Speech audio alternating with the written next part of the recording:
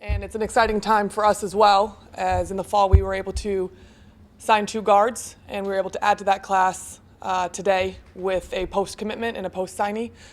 So we are growing, our family is growing, which is exciting. When you take over a program, it takes time, and then finding the right pieces that understand the building process, not coming in at the top, but coming in at the bottom and being willing to move up and willing to work. And certainly that was a big component, along with the type of people that they are and the type of students that they are. But exciting to add Brianna Jones out of Indianapolis to our group today. She went to Warren Central High School on the west side of Indy, and then out of high school chose to go to Danville Community College in Illinois.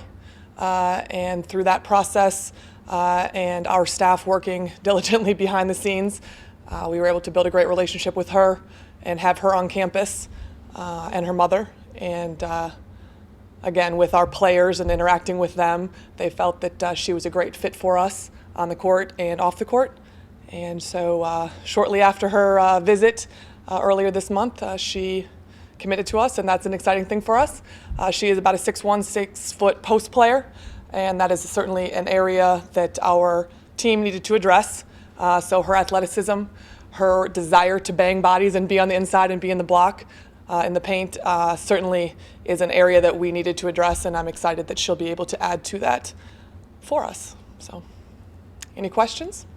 Bringing somebody from that junior college realm or community college realm, just talk a little bit about that transition and maybe any concerns or what you think might have come strong out of that for her. I think it's a great situation for her. She had some offers and some opportunities coming out of high school, and again chose for some family reasons to stay closer to home right out of high school. The huge advantage for us is that she's kind of been through the ringer. Division I style, perhaps not, but certainly the transition, the academic transition from a high school to a college, living on your own, being away from your family, things of that nature, which we all know is part of the transition to college. So that coupled with her 2 years at Danville, they were 46 and 18. So she's been part of a successful program, and again, building that program. That wasn't how it was when she walked in the door. So certainly understands the grind and the work that gets put into it, but is excited to do it again, has it under her belt, really was enticed by our vision and where we want to go and how we see her fitting in and being an impact player right off the bat.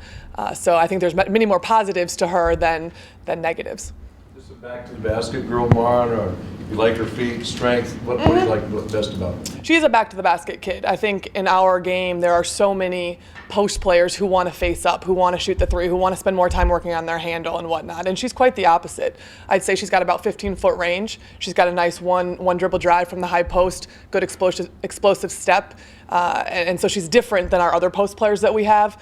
But at the end of the day, when you ask her what her go-to move is or where she's most comfortable, she'll say going left on the block, which is heaven to say to a coach's ear when you don't have to convince them that, you know, you can be undersized, you can, you know, power around down there. She wants that, she embraces that.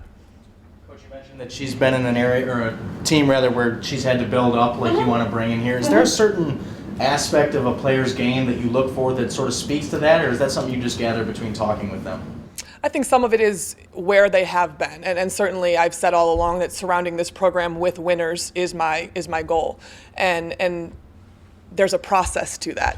And when you look back at high school or junior college or an AAU program, and seeing that growth and seeing the work ethic that has gone into it and that it has resulted in the positive experience. But you're also right, it's the conversation. And she just can't wait to get started. She's texting us pictures of her signing in her sweats, you know, I mean, the whole night. I mean, she's ready to go. And that speaks as well, meaning I can give a kid anything to do, and if they're excited to do it, they're going to do it to the best of their abilities. And that's a trait, and that comes from the building process and embracing that challenge. This class, Maren, is there more? Do you have scholarships left? We do have some scholarships available. Whether or not we will use any or all of them this spring is yet to be determined. Again, finding the right fit, both on the court and off the court, is our first priority. But as Dave alluded to, the 2016 class, and for us, that's a class that we've had more opportunity and more time to build those deeper relationships with more kids. So I expect our 2016 class to be much larger than this class. Exactly the numbers, I can't I can't be married to an exact number, as it's a fluid process. Dave talked about losing points at his point. You lose points at your point, Maren. Talk about whether with the recruits coming in or existing team that you have, how you replace those points lost. You know, it's always by committee, and it's interesting throughout the spring and early summer, or even the whole summer, how the team fills that void, whether it's points, whether it's rebounding, whether it's leadership, or other intangibles.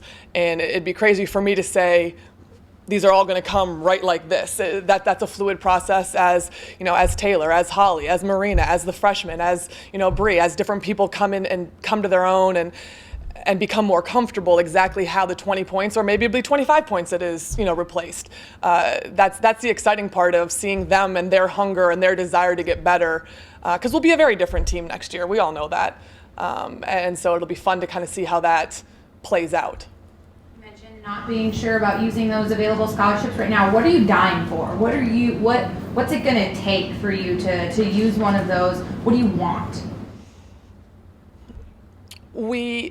To use one of those scholarships, we need somebody who wants to come in, wants to work, and can make an impact.